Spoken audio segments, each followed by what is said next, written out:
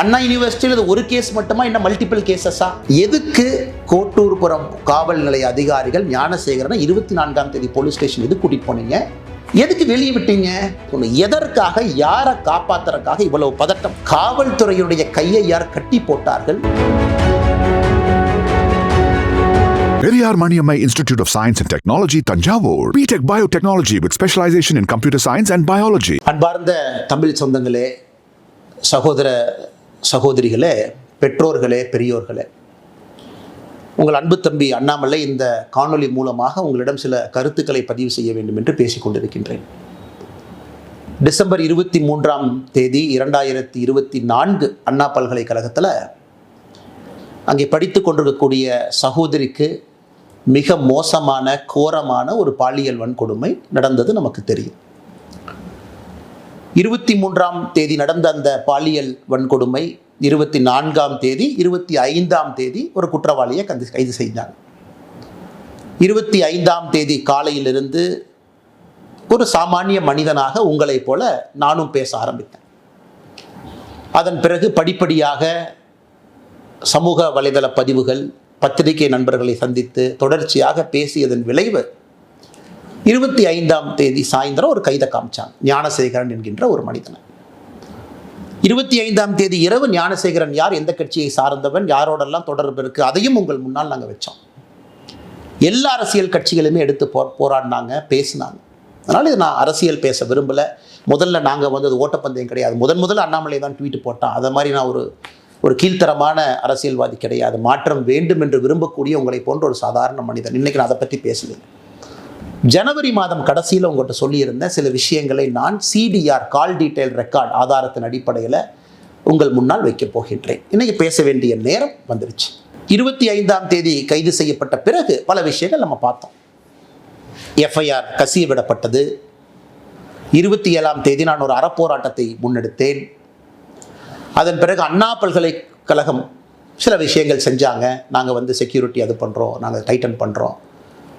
சென்னை உயர்நீதிமன்றம் SITயை போட்டு கண்காணிக்க ஆரம்பித்தாங்க. இன்றைக்கி 5 மாதங்கள் கழித்து தீர்ப்பு வந்திருக்கு. முக்கிய குற்றவாளியாக இருக்கக்கூடிய, ஒரே குற்றவாளியாக இருக்கக்கூடிய ஞானசேகரனுக்கு 30 ஆண்டு காலம் கடுங்காவல் தண்டனை. இன்றைக்கி நம்ம அன்னைக்கு கேட்ட அதே கேள்வி இன்றைக்கி கேட்குறோம். ஞானசேகரன் முக்கிய குற்றவாளி, தீர்ப்பு கொடுத்துருக்குறீங்க, துரிதமாக இன்வெஸ்டிகேட் பண்ணியிருக்கிறீங்க, 30 வருஷம் ஜெயில் தண்டனை வாங்கி கொடுத்துருக்குறீங்க, எல்லாருக்குமே சந்தோஷம்தான். இருந்தும் நமக்கு தெரியும் அந்த குழந்தைக்கு, பாதிக்கப்பட்ட சகோதரிக்கு அந்த கண்ணீர் துளிக்கு நியாயம் கிடைக்குமானா எப்பவுமே கிடைக்காது. பட் இருந்தும் அரசு அந்த வேலையை செஞ்சுருக்கு. ஆனால் அரசு அந்த வேலையை முழுசாக செஞ்சுருக்கா அப்படிங்கிறத முதல்ல இருந்து கேட்குறோம். நான் அதைத்தான் உங்கள் முன்னால் நான் பேச போகிறேன். 24ஆம் தேதி 23ஆம் தேதி இரவு பாலியல் வன்கொடுமை நடந்தது. 24ஆம் தேதி இந்த ஞானசேகரனை கோட்டூர் காவல் நிலைய அதிகாரிகள் கைது செய்கிறாங்க, வெளியே விட்டுறாங்க. 25ஆம் தேதி சாயந்தரம் மறுபடியும் கைது பண்ணுறாங்க. இதை உங்கள் முன்னால் இன்னைக்கு நான் வைக்கிறேன். ஏன் விட்டாங்க? இதில் யாரெல்லாம் சம்பந்தப்பட்டிருக்கிறாங்க? எதற்காக திராவிட முன்னேற்ற கழகத்தில் சில தலைவர்களுக்கு பதட்டம்? எவிடன்ஸை எங்கேயெல்லாம் அளித்திருப்பதற்கான வாய்ப்பு இருக்கு. இன்னைக்கு உங்கள் முன்னால் நான் பேசுவதற்காக இந்த பேப்பரையும் பயன்படுத்துகிறேன். காரணம், நான் பேசக்கூடிய விஷயத்தை தெளிவாக அவங்ககிட்ட சொல்லணும். ஞானசேகரனை பொறுத்தவரை கிராவிட்டி பிரியாணி என்கின்ற ஒரு கடையை நடத்தி வருகின்றான். அன்னைக்கு சம்பவம் நடந்த பொழுது கையில் இருந்த அலைபேசி எண் 9042977907. இதுதான் ஞானசேகரன் பயன்படுத்திய மொபைல் நம்பர். அரசு வழக்கறிஞர் சொல்லியிருக்கிறாங்க 23ஆம் தேதி அந்த சம்பவம் நடந்த பொழுது ஞானசேகரனுடைய மொபைல் ஃபோன் ஃப்ளைட் மோடில் இருந்துச்சு. 8:52 வரை நைட்டு அது ஃப்ளைட் மோடில் இருந்துச்சு. உண்மைதான், அது ஃப்ளைட் மோடில் தான் இருந்துச்சு. CDRம் அதைத்தான் சொல்லுது. நான் இன்னைக்கு தொடர் கேள்விகள் திமுக அரசு, குறிப்பாக முதலமைச்சர்கிட்ட கேட்குறேன். முதலமைச்சர் வீட்டில் பெண் குழந்தைகள் இருக்கிறாங்க. ஐயா MK ஸ்டாலின் வீட்டில் பெண் குழந்தைகள் இருக்கிறாங்க. இன்னைக்கு அவர் நேரடியாக நம்மகிட்ட சொல்ல வேண்டிய கடமை கட்டாயம் அவருக்கு இருக்கு. அந்த ஃப்ளைட் மோடிலிருந்து வெளியே வந்த ஞானசேகரனுடைய ஃபோன் 8:52க்கு பிறகு ஃப்ளைட் மோட்லேருந்து வெளியே வந்த ஃபோன், முதல் ஃபோன் கால் ஞானசேகரன் யாருக்கு பண்ணாங்கன்னா 8:55க்கு ஒரு காவல்துறை அதிகாரிக்கு தான் முதல் ஃபோன் காலே பண்ணுறார். அந்த சம்பவம் முடிஞ்சு அண்ணா யூனிவர்சிட்டி அந்த சம்பவ இடத்துல தான் இருந்தாரா, கேட்டுக்கு வந்தாரா எனக்கு தெரியாது. 8:55க்கு ஞானசேகரனுடைய தொலைபேசியிலிருந்து ஒரு போலீஸ் ஸ்டேஷனை நிர்வகிக்கக்கூடிய ஸ்டேஷன் ஹவுஸ் ஆஃபீஸர் அந்த ரேங்கில் இருக்கக்கூடிய சப் இன்ஸ்பெக்டர், இன்ஸ்பெக்டர் ரேங்கில் இருக்கக்கூடிய அதிகாரிக்கு சம்பவம் முடிந்த பிறகு முதல் ஃபோன் கால் ஞானசேகரன் பண்ணுறான். காவல்துறையின் மீது பெரும் மதிப்பு நான் வைத்திருக்கின்றேன் எல்லாருக்கும் தெரியும். அன்றைக்கி அந்த காவல்துறை அதிகாரியினுடைய பெயரையும் அவர் பதவியும் அவருடைய மொபைல் நம்பரை இன்றைக்கி நான் வெளியிடல. 48 மணி நேரம் கழித்து அரசு என்ன பதில் சொல்கிறாங்கன்னு பார்த்துட்டு நான் வெளியிடுறேன். 8:55க்கு காவல்துறை அதிகாரிக்கு செஞ்ச முதல் ஃபோன் கால் எதற்காக? அந்த காவல்துறை அதிகாரி 6 நிமிடம் கழித்து 9:01க்கு திரும்ப ஞானசேகரனுக்கு அந்த காவல்துறை அதிகாரி கூப்பிடுறார். எதற்காக?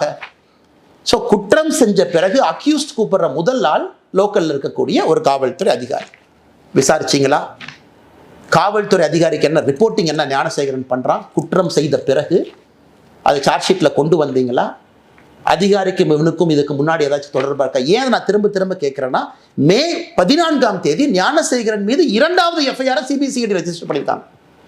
December 23 offence, first FIR. இது போன்ற இன்னும் பெண்கள் பாதிக்கப்பட்டிருக்கின்றார்களா? அண்ணா யூனிவர்சிட்டியில் இது ஒரு கேஸ் மட்டுமா, இன்னும் மல்டிபிள் கேசஸா? இதே மோடஸ் ஆப்பரண்டியை பயன்படுத்தினானா? ஸோ அரசு என்ன பண்ணுறாங்க, மே 14ஆம் தேதி வெளியே ரெஜிஸ்டர் பண்ண எஃப்ஐஆரையும் சீக்கிரட்டாக வச்சுக்கிட்டாங்க. நமக்கு சொல்லலை. பாலியல் வன்கொடுமை மற்றும் ஒரு வழக்கு ஞானசேகரன் மீது மே 14ஆம் தேதி சிபிசிஐடி, அது எந்த ஸ்டேஜில் இருக்குன்னு யாருக்கும் தெரியாது. அதனால தான் அந்த கேள்வியை கேட்குறேன். இதில் முக்கியமான விஷயம், 24ஆம் தேதி குற்றம் செய்த பிறகு அடுத்த நாள் ஞானசேகரன் என்ன செய்யறான்? சிடிஆரை பொறுத்த வரைக்கும் பிஹேவியர் எப்படி இருக்கு? அந்த பகுதி 170வது பிளாக் வட்ட செயலாளர், ஒரு முக்கியமான திராவிட முன்னேற்ற கழகத்தினுடைய மூத்த தலைவர் கோட்டூர் சண்முகம். கோட்டூர் சண்முகமும் ஞானசேகரனும் அன்னைக்கு 24ஆம் தேதி காலையிலிருந்து சாயந்தரம் வரைக்கும் 6 முறை பேசுறாங்க. நீங்க கேட்கல, என்னங்க அரசியல் கட்சியில் 2 பேர் இருக்கிறாங்க பேசலாம்? இல்லைங்க, அதுக்கு முன்னாடி ஒரு வார பேட்டர்ன், அதுக்கப்புறம் ஒரு வாரம் இருக்கக்கூடிய பேட்டர்னை வச்சு நான் அனலைஸ் பண்ணி சொல்றேன். 24ஆம் தேதி காலை 7:27க்கு முதல் கால் துவங்குது.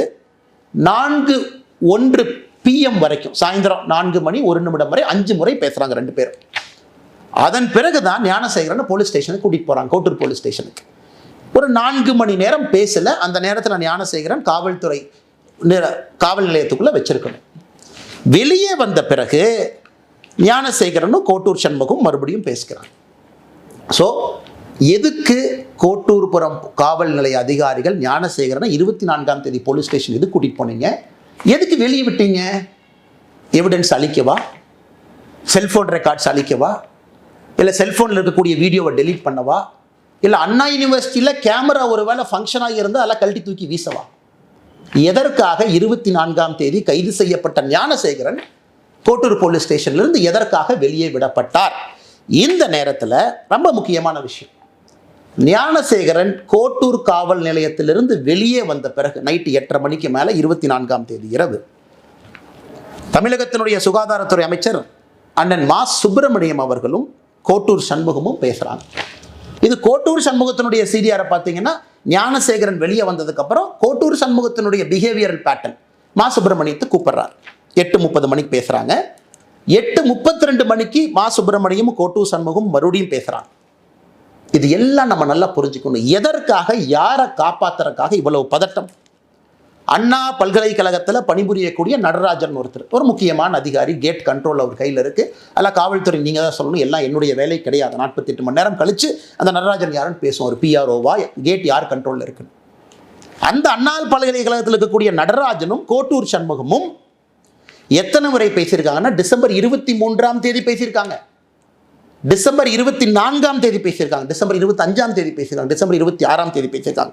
மொத்தமாக இந்த 4 நாட்களில் கோட்டூர் சண்முகமும் அண்ணா பல்கலைக்கழகத்திலே பணி செய்யக்கூடிய நடராஜனும் 13 முறை பேசியிருக்கின்றார்கள். 13 முறை. நான் ஏற்கனவே சொன்னது போல 24ஆம் தேதி குற்றம் நடந்த அடுத்த நாள் வெளியே வந்த ஞானசேகரனும் கோட்டூர் சண்முகமும் 8:34க்கு மறுபடியும் பேசுகிறாங்க. கோட்டூர் சண்முகம் இதோடு நிற்கலிங்க. ஞானசேகரன்ட்ட 8:34 சாயந்தரம் மணிக்கு பேசிய பிறகு கோட்டூர் சண்முகம் யார்கிட்ட பேசுறாங்கன்னா, இன்னொரு காவல்துறை உயர் அதிகாரி, ஏன்னா காவல்துறை மீது மரியாதை இருக்கின்ற காரணத்தினால உயர் அதிகாரியுடைய பேர் அந்த நேரத்தில் சொல்லல. 8:59க்கு சாயந்தரம் ஃபோன் பண்றார் Kottur Shanmugam, talks to that police officer. 9:07க்கு மறுபடியும் Kottur Shanmugam talks to that police officer. இதெல்லாம் 24ஆம் தேதி இரவு.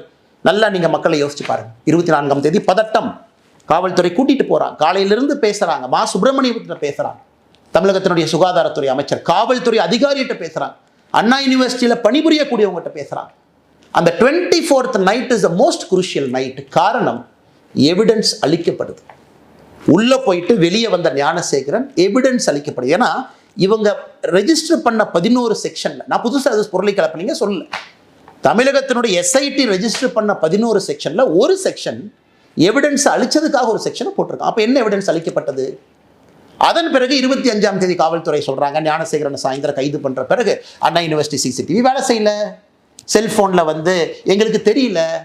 மே 14ஆம் தேதி தான் சொல்றாங்க இன்னொரு பாலியல் வன்கொடுமை வழக்கு ஞானசேகரன் மீது பதிவு செஞ்சிருக்கிறாங்க. அதை பத்தி யாரும் நம்ம பேசல, அது எந்த ஸ்டேஜில் இருக்குன்னு கூட தெரியாது. 25ஆம் தேதி காவல்துறையை பொறுத்தவரை பிளாங்க். ஞானசேகரனை கைது செய்த பிறகு பிளாங்க். ஸோ கோட்டூர் சண்முகத்திற்கு எதற்காக இவ்வளவு பதட்டம்? அந்த பகுதியினுடைய திராவிட முன்னேற்ற கழகத்தினுடைய வட்ட செயலாளர்.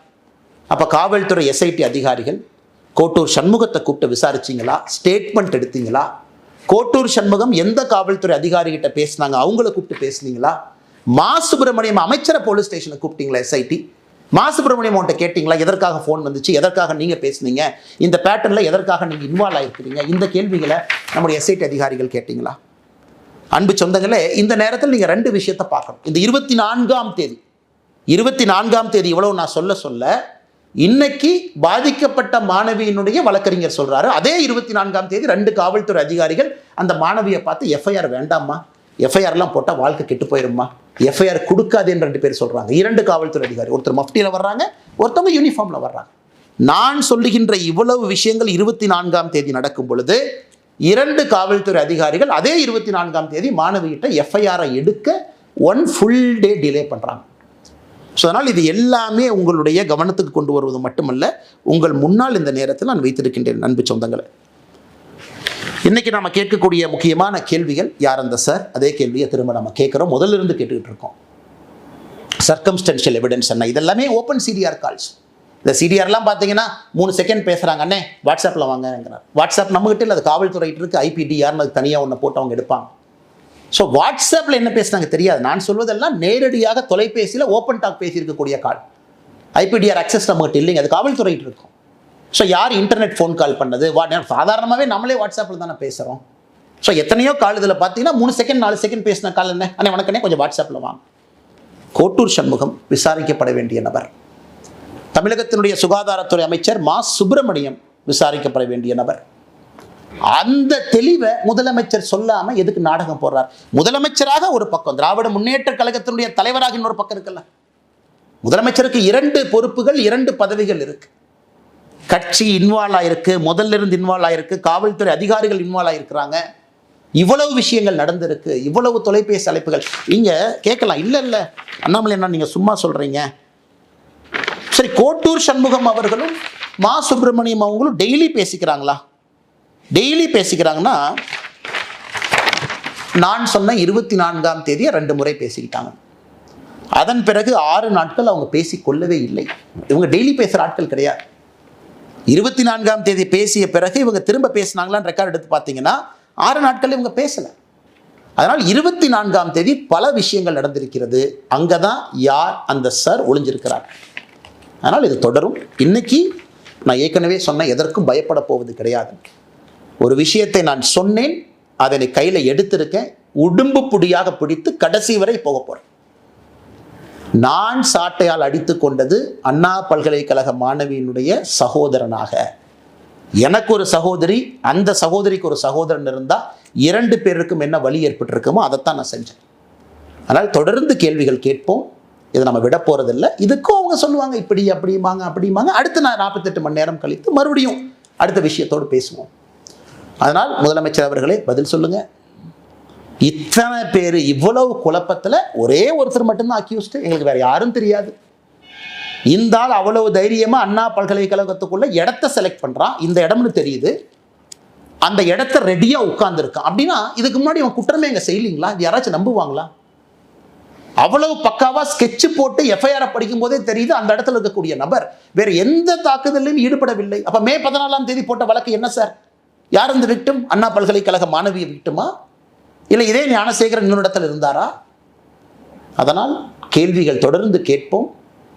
இவங்க ஆளுங்கட்சியினுடைய யாரெல்லாம் சம்பந்தப்பட்டிருக்கிறாங்க, பதவிகளை யார் தவறாக பயன்படுத்தினாங்க, காவல்துறையுடைய கையை யார் கட்டி போட்டார்கள்?